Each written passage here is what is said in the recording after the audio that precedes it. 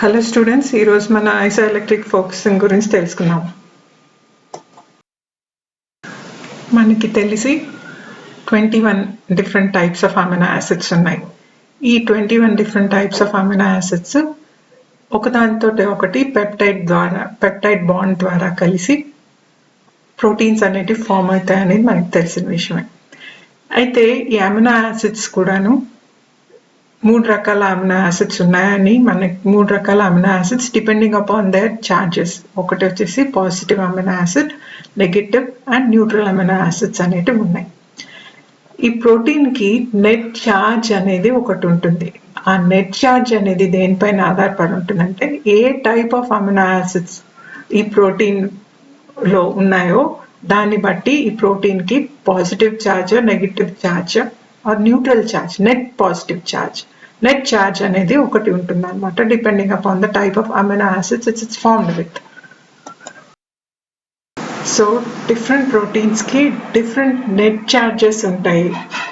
ఆ net charges దేనిపైన ఆధారపడి ఉంటాయంటే, ఏ అమినో యాసిడ్ వల్ల ఈ ప్రోటీన్ అనేది ఫామ్ అయిందో దాన్ని బట్టి నెట్ ఛార్జ్ అనేది డిఫరెంట్ ప్రోటీన్స్కి డిఫరెంట్గా ఉంటాయి.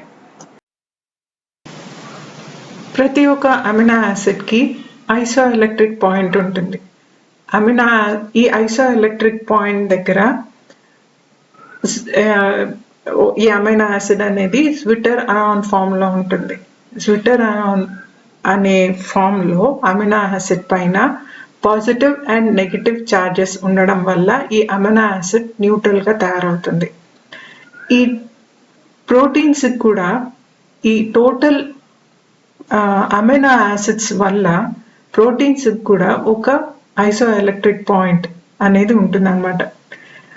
ఈ పర్టికులర్ ఐసోఎలెక్ట్రిక్ పాయింట్ కంటే కూడాను తక్కువ pH ఉండే ఎన్వైర్న్మెంట్లో కానీ, గమనించండి, అది ఎన్వైర్న్మెంట్లో కానీ ఉంటే ఆ పర్టికులర్ ప్రోటీన్ పాజిటివ్ ఛార్జ్ కాను, ఐసోఎలెక్ట్రిక్ పాయింట్ కంటే కూడాను ఎక్కువ pH ఉండే ఎన్వైర్న్మెంట్లో కానీ ఉంటే అది ఈ ప్రోటీన్ కానీ అమినో యాసిడ్ కానీ నెగటివ్ ఛార్జ్ గాను ఉంటుంది. అంటే ఇది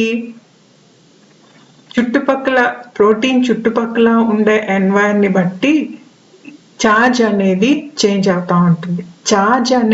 నెట్ ఛార్జ్ అనేది చేంజ్ అవుతుంది కానీ దాని యొక్క ఐసోఎలెక్ట్రిక్ పాయింట్ అనేది చేంజ్ కాదు. ఐసోఎలెక్ట్రిక్ పాయింట్ అనేది దాట్స్ అన్ ఇంట్రిన్సిక్ క్యారెక్టర్, అది చేంజ్ కాదు. కానీ ఛార్జ్ అనేది చేంజ్ అవుతూ ఉంటుంది అన్నమాట, ప్రోటీన్కి కానీ అమినో యాసిడ్కి కానీ.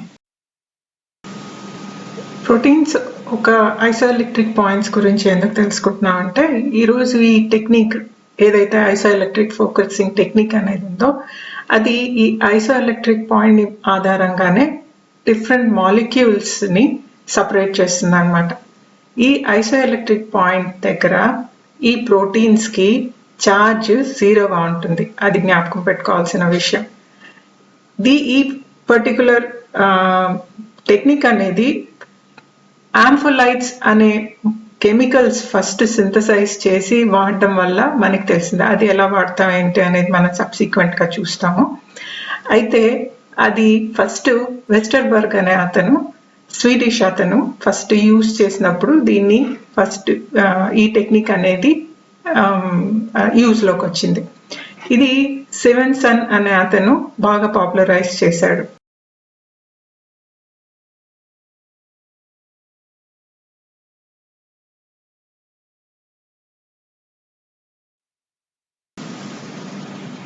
ఐసోఎలెక్ట్రిక్ ఫోకసింగ్లో మనం ఒక కొత్త టర్మ్ వాడతాం, ఆంఫోలైట్స్.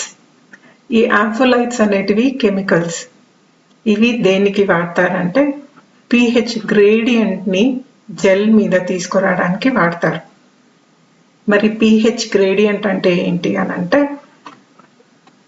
pH జెల్ ఒకవైపు నుంచి ఇంకో వైపు కనుక చూసుకుంటే pH అనేది డిక్రీజ్ అవుతూ ఉంటుంది. అంటే ఇప్పుడు యానోడ్ నుంచి కానీ క్యాథోడ్ వరకు కానీ చూస్తే యానోడ్ వైపు మనకి pH అనేది తక్కువగా ఉండి క్యాథోడ్ వైపుకి వచ్చేటప్పటికి pH అనేది ఎక్కువ అవుతూ ఉంటుంది అనమాట. దీన్ని ఏమంటారు? గ్రేడియంట్ అని అంటారు. అంటే ఒకే జెల్ మీద pH డిఫర్ అవుతూ ఉంటుంది. క్యాథోడ్ నుంచి యానోడ్ వరకు వెళ్ళేటప్పటికి అది డిక్రీజ్ అవుతూ ఉంటుంది అనమాట. యానోడ్ నుంచి క్యాథోడ్కి వెళ్ళేటప్పటికి అది ఇంక్రీజ్ అవుతూ ఉంటుంది. ఇది ఎలా సాధ్యం అంటే యాంఫోలైట్స్ వల్ల సాధ్యం అవుతుంది అనమాట. మరి ఈ యాంఫోలైట్స్ అంటే ఏంటి అని అంటే ఇవి కెమికల్సే. ఇవి లో మాలిక్యులర్ వెయిట్ మాలిక్యూల్స్ అనమాట. ఇవి మాలిక్యులర్గా చూసుకుంటే పాలికార్బాక్సిలిక్ యాసిడ్స్ ఒక ఐసోమర్స్. ఈ యాంఫోలైట్స్ అనేటివి వాటర్లో ఎక్కువగా సాల్యుబుల్ అయ్యేటట్టు ఉండాలి, దానికి లో అబ్జర్ప్షన్ స్పెక్ట్రా అనేది ఉండాలి, అండ్ అవి ఎలక్ట్రిసిటీని బాగా కండక్ట్ చేస్తూ ఉండాలి. యాంఫోలైట్స్ని మనము ఈ జెల్ ఫామ్ చేసేటప్పుడే యాంఫోలైట్స్ని మనం జెల్లో మిక్స్ చేసేసి పోర్ చేసేసుకుంటాం అనమాట. దానివల్ల ఏమవుతుందంటే జెల్ మొత్తం కూడాను ఒక గ్రేడియంట్ ఆఫ్ pH అనేది మనకి వస్తుంది అనమాట. యూజువల్గా ఈ ఐసో ఎలక్ట్రిక్ ఫోకసింగ్లో మనము వాడే జెల్ వచ్చేసి యాక్రిలమైడ్ జెల్లే వాడతాం అనమాట. అగ్రోస్ కంటే కూడాను యాక్రిలమైడ్ జెల్లే ఎక్కువగా యూజ్ చేస్తుంటారు అనమాట. బికాస్ యాక్రిలమైడ్ జెల్ అనేది ఇనర్ట్గా ఉంటుంది, అది ట్రాన్స్పరెంట్గా ఉంటుంది, అది దానికి స్టేబుల్గా ఉంటుంది. కాబట్టి మనము ఎక్కువగా యాక్రిలమైడే వాడతాం. అయితే ఈ ప్రోటీన్స్ని మనము ఈ పర్టికులర్ జెల్ మీద మిడిల్ ఆఫ్ ద జెల్లో వేస్తాం అనమాట. మిడిల్ ఆఫ్ ద జెల్లో ఈ ప్రోటీన్ శాంపుల్ని లోడ్ చేస్తాం. యూజువల్గా అగ్రోస్ ఎలక్ట్రోఫోరోసిస్లో కానీ లేకపోతే పాలియాక్రిలమైడ్ జెల్ ఎలక్ట్రోఫోరోసిస్లో కానీ మనం వెల్స్ ఫామ్ చేసి మనం లోడ్ చేస్తాం అనుకున్నాం కదా. కానీ ఇక్కడికి వచ్చేటప్పటికి మాత్రం మనం ప్రోటీన్స్ అనేటివి లోడింగ్ అనేటివి ఇక్కడ జెల్ మధ్య భాగంలో జరుగుతుంది అనమాట. జెల్ మధ్య భాగంలో ఈ ప్రోటీన్స్ని ఎలా వేస్తామంటే ప్రోటీన్స్ శాంపుల్లో ఒక ఫిల్టర్ పేపర్ని ముందరగా మనం పెట్టినప్పుడు ఫిల్టర్ పేపర్ శాంపుల్ని మొత్తం అబ్జర్వ్ చేసుకుంటుంది. ఈ అబ్జర్వ్ అయిన ఫిల్టర్ పేపర్ని తీసుకొని మనం ఈ జెల్ మధ్య భాగంలో పెట్టినప్పుడు జెల్ మొత్తము ఫిల్టర్ పేపర్లో ఉండే శాంపుల్ని మొత్తం ఇది అబ్జర్వ్ చేసుకోవడం జరుగుతుంది. ఇలా అబ్జర్వ్ చేసుకున్నాక ఈ ఫిల్టర్ పేపర్ని మనం తీసేసి మనం అప్పుడు వోల్టేజ్ సప్లై చేస్తాం అన్నమాట. ఈ వోల్టేజ్ సప్లై చేసినప్పుడు ప్రోటీన్స్ అనేటివి మూవ్ అవడం మొదలు పెడతాయి. ప్రోటీన్స్ని మనం జెల్ మధ్య భాగంలో లోడ్ చేసామని చెప్పుకున్నాం కదా. ఈ మధ్య భాగంలో pH యూజువల్గా 6 to 7 మధ్యలో ఉంటుంది. ఈ ప్రోటీన్స్కి ఈ పర్టికులర్ pH వల్ల డిఫరెంట్ ఛార్జెస్ అనేటివి వస్తాయి. ఎందుకు ఈ ప్రోటీన్స్కి డిఫరెంట్ ఛార్జెస్ వస్తాయి అని అంటే ఇండివిజువల్ ప్రోటీన్స్కి డిఫరెంట్ PIs ఉంటాయి. ఈ ఇండివిజువల్ ప్రోటీన్ PI ఈ ప్రోటీన్ యొక్క PI ఈ మధ్య భాగం జెల్ మధ్య భాగంలో ఉండే pH కంటే కూడాను ఎక్కువగా ఉందంటే ఈ ప్రోటీన్స్కి పాజిటివ్ ఛార్జ్ ఉంటుంది. అంటే ప్రోటీన్ యొక్క PI ఈ మధ్య భాగం దగ్గర ఉండే pH కంటే కూడా ఎక్కువగా ఉంటే ఈ ప్రోటీన్స్ అన్నీ కూడాను పాజిటివ్ ఛార్జెస్లో ఉంటాయి. అదే ఈ PI అనేది ఈ ప్రోటీన్స్ యొక్క PI అనేది మధ్య భాగంలో ఉండే ఈ జెల్ ఒక్క pH కంటే కూడాను తక్కువగా ఉంటే ఈ ప్రోటీన్స్కి నెగిటివ్ ఛార్జ్ అనేటివి వస్తాయన్నమాట. ఇలా రావడం వల్ల ప్రోటీన్స్ మీద ఛార్జెస్ అనేటివి ఏర్పడతాయి. ఈ ఛార్జెస్ ఏర్పడినప్పుడు మనం కానీ వోల్టేజ్ కానీ సప్లై చేస్తే ఈ ఛార్జెస్ వల్ల ప్రోటీన్స్ పాజిటివ్గా ఉండే ప్రోటీన్స్ క్యాథోడ్ వైపుకి, నెగిటివ్గా ఉండే ప్రోటీన్స్ యానోడ్ వైపుకి వెళ్తాయి. ఈ పర్టికులర్ డయాగ్రామ్లో మనకి పాజిటివ్ ప్రోటీన్స్ అనేటివి పింక్ కలర్లో ఉన్నాయి, నెగిటివ్ ప్రోటీన్స్ అనేటివి ఎక్కువ నెగిటివ్గా ఉండేవి అన్నీ కూడా బ్లూ కలర్లో, తక్కువ నెగిటివ్గా ఉండేటివన్నీ కూడాను ఎల్లో కలర్లో ఉన్నాయన్నమాట. సో ఈ మనం వోల్టేజ్ సప్లై చేసినప్పుడు due to the differences in the PI ఇవి మూవ్ అవుతాయి. To cathode towards cathode and towards anode negative అవి మూవ్ అవుతాయి, సపరేట్ అవుతాయి అన్నమాట. So based on this we separate based on the different PIs we separate here on isoelectric focusing. ఈ స్లైడ్లో చూసుకున్నట్టయితే మనకి ప్రోటీన్స్, పాజిటివ్ ఛార్జ్ ప్రోటీన్స్ కనపడుతున్నాయి, negative charge proteins కూడా కనపడుతున్నాయి.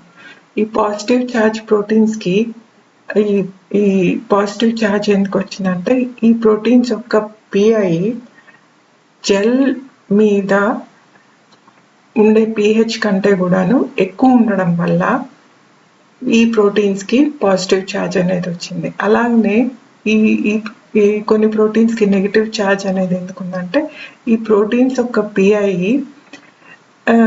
చుట్టూ ఉండే అంటే ఈ జెల్ ఉండే ఏరియా అంటే ఈ ప్రోటీన్స్ ఉండే జెల్ మీద ఏరియా ఎలా ఉందంటే ఈ పిఐ కంటే కూడాను ఎక్కువగా ఉంది. కాబట్టి వీటికి అన్ని కూడాను నెగిటివ్ ఛార్జ్ అనేది ఉంటుంది అన్నమాట. ఇవి పాజిటివ్ ఛార్జ్ నెగిటివ్ ఛార్జ్ అనేటివి, పాజిటివ్ ఛార్జ్ ప్రోటీన్స్ అనేటివి క్యాథోడ్ వైపుకి, నెగిటివ్ ఛార్జ్ ఉండే ప్రోటీన్స్ అన్ని యానోడ్ వైపుకి మూవ్ అవుతుంటాయి. మూవ్ అయ్యేటప్పుడు అవి డిఫరెంట్ pHsని అవి ఎదురు చూస్తాయి. They come across different proteins, different pHs. ఇలాగ pH గ్రేడియంట్ ద్వారా మూవ్ అవుతూ ఉండే కొద్దీ అంటే పాజిటివ్ ఛార్జెస్ అన్నీ కూడా క్యాథోడ్ వైపు మూవ్ అయ్యేటప్పుడు మనకి pH అనేది ఇంక్రీజ్ అవుతూ వస్తుంది అన్నమాట. ఇంక్రీజ్ అవుతూ వస్తే వాటి మీద ఛార్జ్, నెగిటివ్ ఛార్జ్ అనేది స్లోగా ఫామ్ అవుతూ వస్తుంది. అంటే ఒక ఏరియాకి వచ్చేటప్పటికి ఈ పర్టికులర్ ప్రోటీన్ అనేది న్యూట్రల్ అయిపోతుంది. అంటే పాజిటివ్ ఛార్జెస్ అన్నీ కూడాను నెగిటివ్ ఛార్జ్ వల్ల న్యూట్రల్ అయిపోతుంది అనమాట. కరెక్ట్గా ఇది దాని యొక్క ఈ ప్రోటీన్ యొక్క పిఐ దగ్గరకు వచ్చినప్పుడు అది న్యూట్రల్ అయాన్గా ఫామ్ అయిపోయి ఇంకా ఎప్పుడైతే న్యూట్రల్గా ఫామ్ అవుతుందో ఇంకా మూవ్మెంట్ అనేది ఆగిపోతుంది అనమాట. So that is the pI of that protein and it will stop moving.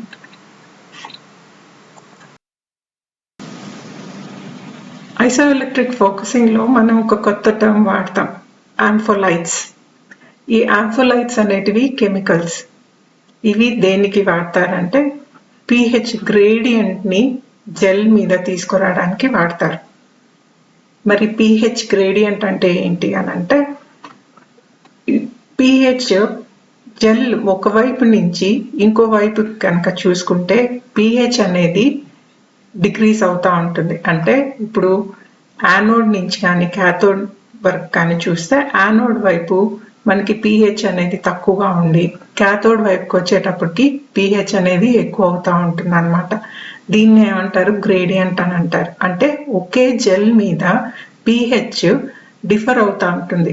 Cathode నుంచి యానోడ్ వరకు వెళ్ళేటప్పటికి అది డిక్రీజ్ అవుతూ ఉంటుంది అనమాట. యానోడ్ నుంచి క్యాథోడ్కి వెళ్ళేటప్పటికి అది ఇంక్రీజ్ అవుతూ ఉంటుంది.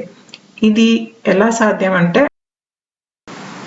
ఐవీఎఫ్లో మనకి మెయిన్ డిసడ్వాంటేజ్ వచ్చేసి బికాస్ ఆఫ్ ఆంఫోలైట్స్ జరుగుతుంది.